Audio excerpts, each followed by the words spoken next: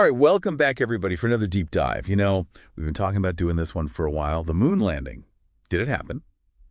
Well, we're going to examine this YouTube video that claims to have smoking gun evidence that says that it was all a big hoax. The title of the video is pretty dramatic.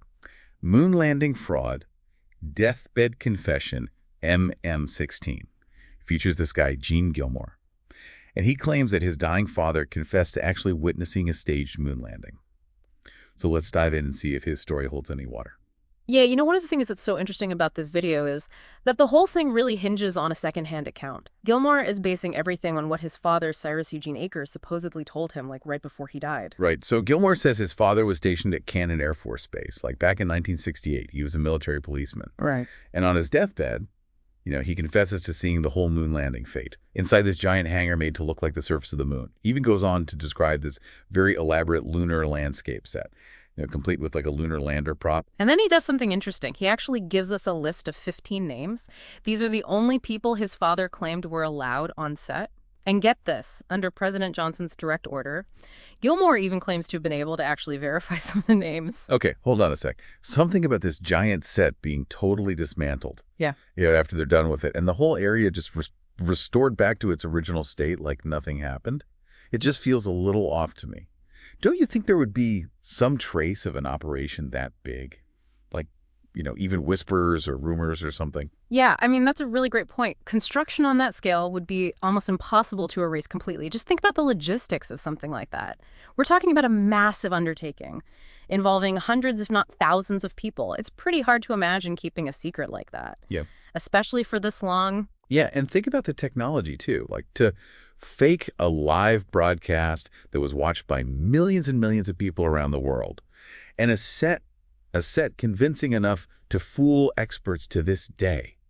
The resources they would need would be just astronomical. Right, and don't you think that other countries, especially those in direct competition with the U.S., wouldn't they have jumped at the chance to expose this if it were true? Right. They definitely had the ability to track the Apollo spacecraft. They would not have hesitated to discredit the U.S. on a global stage. Exactly. So we're kind of seeing some cracks in Gilmore's story already. Yeah. But what about this Bart Sibrel guy? The one who actually uploaded the video. Well, he's a well-known figure when it comes to all these moon landing conspiracy theories. He's pretty much dedicated his entire career to promoting the idea that the moon landing was faked. He's even gone as far as confronting astronauts and demanding that they swear on the Bible that they walked on the moon. Wow, that's a little extreme.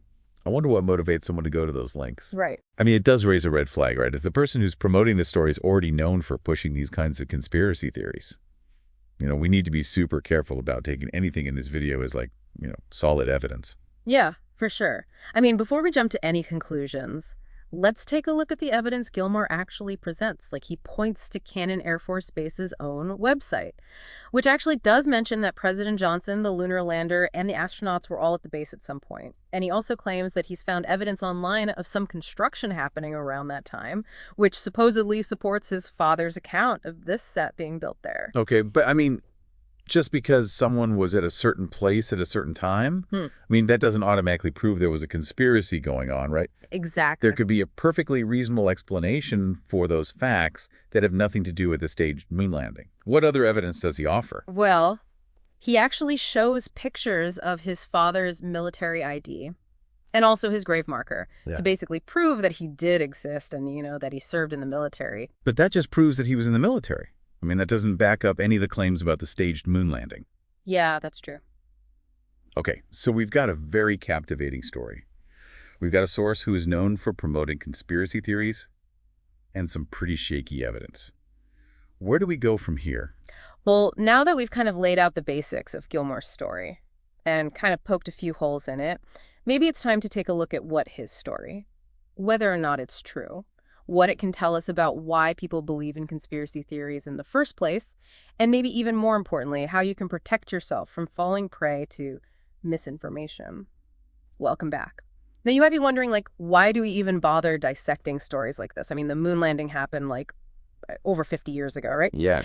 But the thing is, these conspiracy theories about these big historical events, they often tap into these anxieties and this mistrust that I think we all feel from time to time. Yeah, so you're saying that people are drawn to these theories because they provide, Yeah. a sense of control. like a way to make sense of things that seem really confusing or scary. Exactly. I mean, think about it. The idea of a staged moon landing, as far-fetched as it might seem, well, it offers a simple explanation for something that is incredibly complex. Mm. It suggests that there's this hidden hand controlling everything, like this group of powerful individuals who are manipulating events behind the scenes. And for some people, that's more comforting than accepting the vastness and the uncertainty of the universe. Right. It's like choosing a simple lie over a complicated truth. Yeah, that's a great way to put it. And it's healthy to question authority, to challenge the narrative. But it's also important to remember that this blind belief without any real evidence can lead you down a dangerous path. So how do we strike a balance then? Like, how do we encourage critical thinking without falling into this trap of believing everything we see online? That is the million-dollar question. You know, part of the solution lies in really building those media literacy skills. It's kind of like, would you take medical advice from a chef? No, probably not. So evaluating sources, kind of like checking their credentials. Before you just believe everything they say, we need to be able to like evaluate information critically, understand how media is produced and consumed, and recognize how bias can influence the information that we encounter. So it sounds like we need this whole new set of skills to navigate the digital world. It's not enough to just be able to read and write anymore. We actually have to know how to decode and deconstruct all the information that's coming at us all the time. Exactly. You got it. You have to become an active and informed participant in the digital world. You're not just protecting yourself from falsehoods. You're actually empowering yourself to understand how information shapes your perceptions, your beliefs, even your actions. Let's go back to Gilmore for a second, and his claims about all those unsettling experiences he had after sharing this story, like the break-ins, men in black suits, threats against his family. I mean, whether or not those things actually happen, there is a really important point about what can happen when you challenge like these powerful institutions, or just the dominant narratives. Yeah, that's a good point. Gilmore's story, true or not, it highlights a very real fear that a lot of people have. When they go up against those in power, they're afraid of being silenced, discredited, or even harmed for speaking out. And that fear, that can be a really, really powerful thing, right? It can stop people from sharing their stories, challenging injustice, or even just asking questions. Yeah, absolutely. So we should defend everyone's right to express themselves freely, even if we disagree with them. Yeah. It's about having an open and respectful debate. Yeah. Just like we're doing right here. Exactly. Silencing these dissenting voices, even if they're fringe or a little out there, it just weakens the foundations of a free society. It's interesting that we started by looking at this YouTube video about this moon landing conspiracy theory.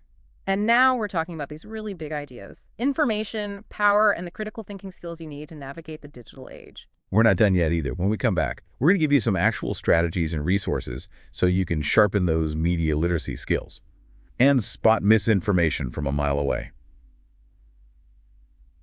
All right, so we've talked about how important media literacy and critical thinking are, especially in this day and age where we're just bombarded with information all the time. But let's get practical.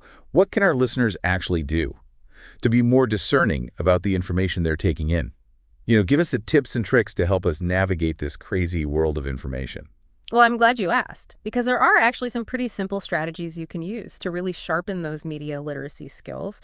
One of the most basic things you can do is to always consider the source. Like, who's presenting the information and what's their motivation? Are they known for being accurate and objective?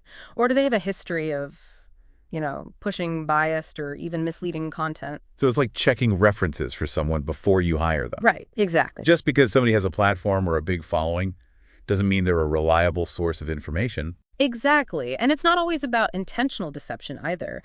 Sometimes bias can be unintentional or even unconscious. So that's why it's so important to get multiple perspectives on any issue, especially if it's something controversial or, you know, really emotionally charged. Don't just rely on one article or one video to form your opinion. So you're saying I should get out of my comfort zone a little bit and look for information that challenges my perspective. Yeah. I mean, it can be uncomfortable, but it's also super rewarding because when you expose yourself to different viewpoints, you get a much more balanced understanding of the issue. And you avoid falling into these echo chambers where you're only hearing from people who already agree with you. I see. Yeah, that makes sense. So besides checking the source, what are some other red flags we should look out for? Pay attention to the language being used. Is it really inflammatory or emotionally charged? Are there logical fallacies, like those clickbait headlines designed to trigger outrage or fear? Are there any manipulative techniques being used? Now that you mention it, I've definitely fallen for those clickbait headlines before. They're like digital traps. I know, they really are. They're designed to grab your attention, but often at the expense of accuracy. And here's another one.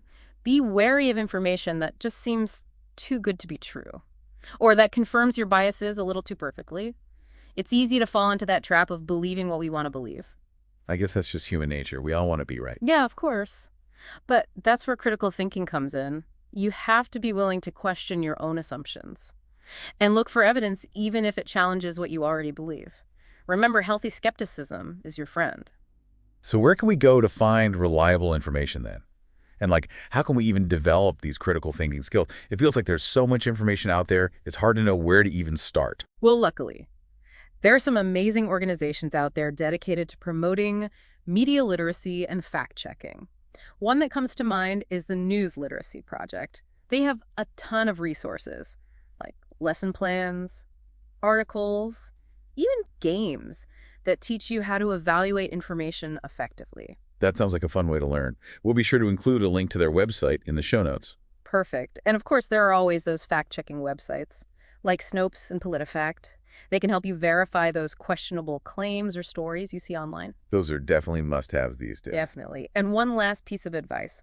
Don't be afraid to engage in some respectful dialogue with people who hold different viewpoints. I know it's tempting to dismiss people you disagree with, but often there's a lot more nuance to an issue than we realize. So it's about trying to understand where the other person is coming from, even if you don't agree with them. Exactly. You might even learn something new in the process. It's been a really interesting conversation. We started by dissecting this conspiracy theory, and now we're talking about the broader challenges of navigating information in this digital age. Yeah, it's a lot to think about, but our listeners are smart. They can handle it. They can. And remember, critical thinking is like a muscle. The more you use it, the stronger it gets. The more you practice evaluating sources, identifying bias, seeking out those diverse perspectives, the better equipped you'll be to handle whatever this crazy digital world throws at you. Yeah, it's an ongoing journey for sure, and this digital world is constantly evolving. But by staying curious, questioning what you see and hear, and approaching information with that healthy skepticism, you will become a more informed and engaged citizen. And for our listeners who are ready to start that journey of media literacy, we have tons of resources for you. Just check out the show notes. And keep those minds curious and those critical thinking caps on. Until next time, happy deep diving, everyone.